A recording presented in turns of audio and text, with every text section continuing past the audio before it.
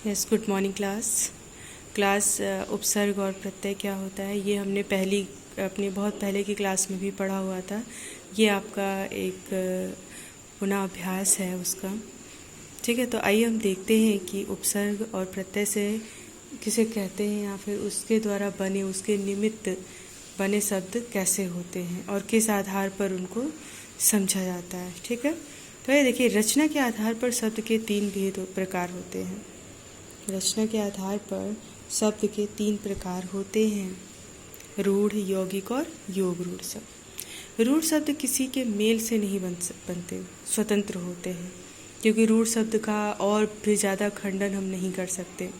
लेकिन यौगिक शब्दों की रचना रूढ़ शब्द से पहले अथवा बाद में जुड़ने वाले शब्दांशों से होती है, परंतु जो यौगिक शब्द होते हैं उनके पहले भी शब्दांश लगाए जा सकते हैं और उसके अंत में प्रत्यय के रूप में भी शब्दांश लगाए जा सकते हैं। ये शब्दांश जो है वो रूढ़ शब्दों के अर्थ में परिवर्तन ला देते हैं। योग रूढ़ शब्द भी यौगिक शब्दों की भांति ही बनते हैं, लेकिन ये एक अर्थ के लिए रूढ़ हो जाते हैं। ठीक है, अब हम देखेंगे कि ये जो हमारा उपसर्ग है ये शब्द रचना के रूप में मुख्यतः 3 माना जाता है: उपसर्ग द्वारा, प्रत्यय द्वारा और समास द्वारा। जो हमारे रचनाओं के आधार पर जो हम शब्द का निर्माण करते हैं उनका 3 आधार होता है। एक तो हम उपसर्ग, प्रत्यय और समास के द्वारा इनकी रचना करते हैं शब्दों की। आइए हम देखते हैं कि अब उपसर्ग क्या है। देखिए, यहाँ पे उपसर्ग भाषा के सार्थक लघुत्तम खंड होते हैं। लघुत्तम का अर्थ होता है छोटा, यानी भाषा के छोटे जो हैं वो सार्थक खंड होते हैं, जो हमेशा मूल शब्दों से पहले जुड़ते हैं। यानी जो शब्दांश की बात हम करते हैं कि जैसे उपसर्ग की परिभाषा अगर आपसे पूछी जाए तो आप बताएंगे कि उपसर्ग हमारा क्या है, जो शब्द के पहले जो शब्दांश जुड़ते हैं और उनके अर्थ में विशेषता या उनके अर्थ में परिवर्तन ला देते हैं, उसको हम क्या कहते हैं, उसको हम उपसर्ग कहते हैं। आप यहाँ पे देखेंगे कि लिखा भी है कि उपसर्ग जो है वो एक या अथवा एक से अधिक अर्थ होते हैं, परंतु शब्दांश होने के कारण इनका स्वतंत्र रूप से प्रयोग नहीं किया जा सकता। जो हमारे उपसर्ग होते हैं, कभी कभी उपसर्ग व्याकरणिक दृष्टि से यदि देखा जाए तो उपसर्ग के एक ही अर्थ होने चाहिए, लेकिन किसी उपसर्ग, कोई उपसर्ग ऐसा है जिनके एक से अधिक अर्थ भी होते हैं, लेकिन इनको शब्दांश कहा गया। शब्दों में जुड़ करके ही ये शब्द के अर्थ में विशेषता प्रकट करते हैं, इसलिए ये स्वतंत्र नहीं होते हैं। देखिए, यहाँ पे परिभाषा भी लिखा हुआ है कि जो शब्दांश शब्द के पहले जुड़कर शब्दों के अर्थ में परिवर्तन ला दे या विशेषता उत्पन्न कर दे उन्हें उपसर्ग कहा जाता है। अतः हम कह सकते हैं कि उपसर्ग जो है वो हमारे शब्दांश होते हैं, जैसे अनु, आ, अप, नीर, है ना। इस तरह के जो शब्द होते हैं वो हमारे क्या होते हैं, अ, सु, इस तरह के जो शब्द होते हैं ये शब्दांश कहलाते हैं और इनके अर्थ होते हैं। दूसरी बात ध्यान रखने वाली कौन सी बात है कि उपसर्ग शब्द जो होते हैं वो आरंभ पे लगते हैं। जैसे करण मान लीजिए हमारा मूल शब्द है और इसके आगे क्या लग गया, अनु लग गया, तो अनु हमारा क्या है, उपसर्ग है। आजीवन, जीवन में कौन सा उपसर्ग लग गया, आ लग गया। तो इसी प्रकार हमें पता है कि जो उपसर्ग के शब्दांश होते हैं वो शब्दों के आगे लगकर उनके अर्थ में परिवर्तन प्रकट कर देते हैं। देखिए, उपसर्ग संबंधी जो विशेष बातें हैं, जो ध्यान देने लायक बातें होती हैं, और अक्सर हम उन्हीं शब्दों में अगर ध्यान नहीं देते तो हमसे गलतियाँ होती हैं। तो देखिए, सामान्य तौर पे उपसर्ग संबंधी जो ध्यान देने योग्य बातें हैं वो इस तरह से हैं कि सामान्यतः यानी जनरली जिस तरह से साधारण तौर पे कहा जाए कि जिस शब्द का कोटि शब्द होता है, जिस शब्द कोटि यानी जो शब्द कोटि शब्द का होता है ना, उसके साथ कोटि का उपसर्ग लगता है। जैसे पुत्र तत्सम हो गया तथा पुत्र क्या हो गया, तद्भव हो गया। यानी कहने का मतलब कोटि क्या, जिस श्रेणी का होता है। हम पहले तो देखेंगे ये शब्द हमारे तत्सम के हैं या तद्भव के हैं, संस्कृत से हमारे अस्तित्व में आए हैं या ये संस्कृत से थोड़ा सा इसका बिगड़ा हिंदी के रूप में हमारे अस्तित्व में आए हैं।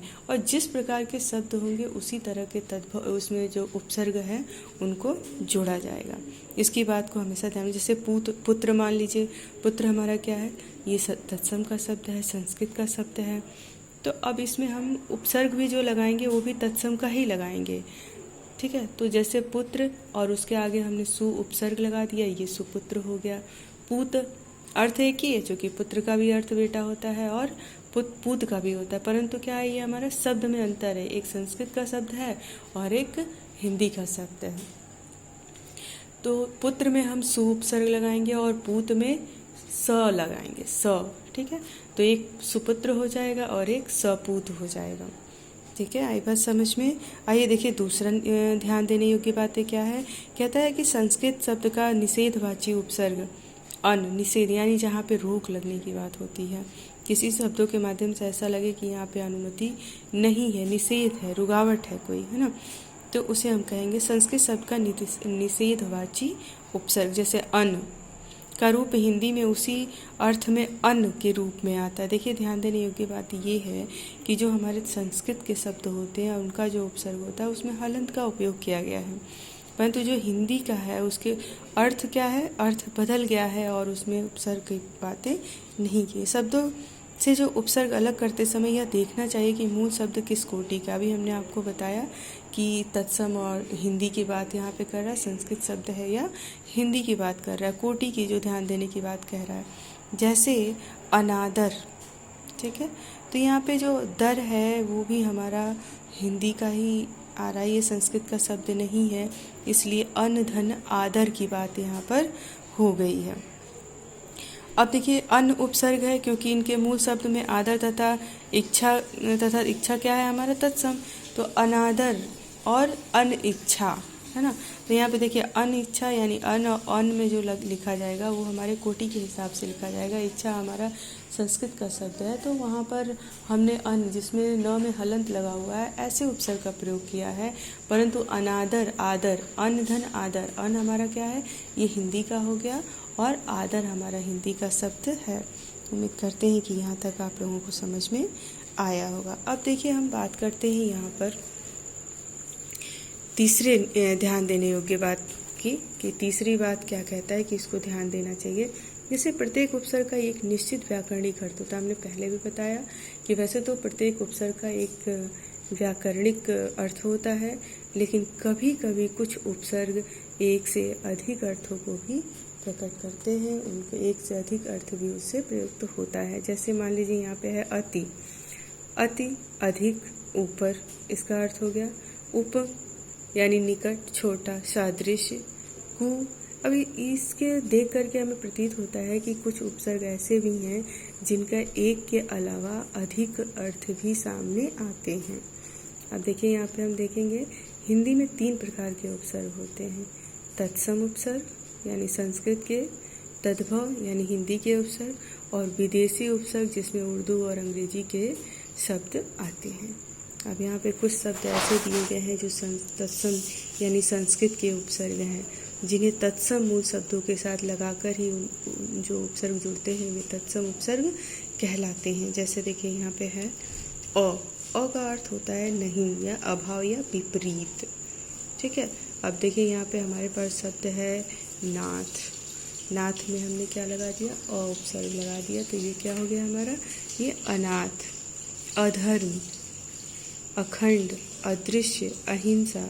इसी तरह से हम आगे के शब्दों को भी देख लेंगे और इसमें पता कर लेंगे कि ये किस तरह के शब्द हैं और इनके क्या क्या अर्थ हो सकते हैं। यानी कुल कहने का ये मतलब कि जब भी आप उपसर्ग की बात करें और उपसर्ग से मूल शब्द और उपसर्ग को अलग करें, तो एक मुख्य रूप से बात याद रखें कि शब्द को पहले देखें कि वो शब्द कौन सा शब्द है, संस्कृत का शब्द है कि हिंदी का शब्द है, उर्दू का शब्द है अथवा अंग्रेजी का शब्द है। यहाँ पे बहुत सारे शब्द हैं जो आप उसका अभ्यास करेंगे और कहीं पे कोई कठिनाई होगी तो हमसे पूछेंगे। आइए हम देख लें थोड़ा इसका वो क्या कहते हैं कि इनके अभ्यास कार्य देख लें कि अभ्यास कार्य में क्या कहता है। अब जैसे देखिए आपके पास एक शब्द है कुकर्म, ठीक है, आपके पास शब्द है कुकर्म। शब्द में उपसर्ग और मूल शब्द बताइए। अब कर्म, कर्म इसका क्या होगा, मूल शब्द होगा। कर्म आप समझ रहे हैं कि ये कर्म जो है हमारा संस्कृत का शब्द है और इसमें उपसर्ग भी हमने कौन सा लगाया, संस्कृत का लगाया। अपमान, अपमान शब्द में उपसर्ग मूल शब्द बताना है। अपमान, मान, मान हमारा क्या है, हिंदी का शब्द है और इसमें उपसर्ग भी जो हमने लगाया है अप यानी अपमान। स्वराज्य, स्वराज्य राज्य और स्व, लापरवाह, लाधन परवाह, नामुमकिन, है ना। ऐसे ऐसे शब्द आपके पास हैं जिनको आप इनके मूल शब्द और तत्सम शब्दों को अलग करेंगे। उम्मीद करते हैं कि आप लोगों को इतना समझ में आया होगा। यदि आपके कोई परेशानी होगी, कुछ चीज़ें नहीं समझ में आई होंगी तो आप उसको पुनः पूछेंगे। Thank you.